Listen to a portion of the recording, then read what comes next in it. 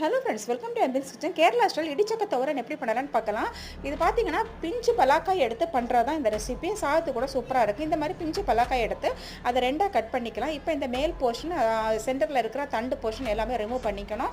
இப்போ இந்த மாதிரி குட்டி குட்டி பீசஸாக கட் பண்ணி எடுத்தாச்சு. இதில் 1 டீஸ்பூன் உப்பு, 1/4 டீஸ்பூன் மஞ்சள்தூள், கொஞ்சமாக தண்ணி சேர்த்து நல்லா இதை வேக விடலாம். ஓகே, இப்போ நல்லா வெந்துச்சு. இந்த மாதிரி நம்ம நசுக்கி பார்த்தோம்னா நசுங்கிச்சுன்னா அது வெந்துச்சுன்னு அர்த்தம். ஓகே, இப்போ இதை மிக்ஸி ஜாரில் போட்டு குறப்பாக கொஞ்சம் பல்ஸ் மோடில் போட்டு சுற்றிட்டு வந்துடலாம். ஓகே, ரெடி ஆகிடுச்சு. இப்போ ஒரு வானல் எடுத்து வச்சுருங்க. 1 டேபிள் ஸ்பூன் ஆயில் விட்டுக்கலாம். 1/4 டீஸ்பூன் கடுகு, காஞ்ச மிளகாய், 10 போல் சின்ன வெங்காயம், 5 இடிச்ச பூண்டு சேர்த்து நல்லா வதக்கியாச்சு. இப்போ நம்ம இந்த இடிச்சக்காய் சேர்த்துக்கலாம். இப்போ ஒரு 2 கையளவு தேங்காய் சேர்த்துக்கலாம். சேர்த்து 1 டீஸ்பூன் உப்பு சேர்த்து, 1/4 டீஸ்பூன் மஞ்சள்தூள் சேர்த்து, 1/2 டீஸ்பூன் மிளகாய்த்தூள் சேர்த்து, 1/2 டீஸ்பூன் ஜீரகத்தூள் சேர்த்து நல்லா இதை கலந்துக்கலாம். ஒரு 2 கையளவு தண்ணி சேர்த்துக்கணும். சேர்த்து நல்லா கலந்து 5 நிமிஷம் வேக விடுவோம். நடுநடுவு கலந்து கொடுக்கணும். இருக்கட்டும். இப்போ ரொம்ப சூப்பராக சுவையான நம்ம இடிச்சக்க துவரன் இப்போ ரெடி ஆயிடுச்சு. சாதத்து கூட சூப்பரான காம்பினேஷன். ரசம் கூட வச்சு சாப்பிட சூப்பரான. கண்டிப்பாக ட்ரை பண்ணி பாருங்கள்.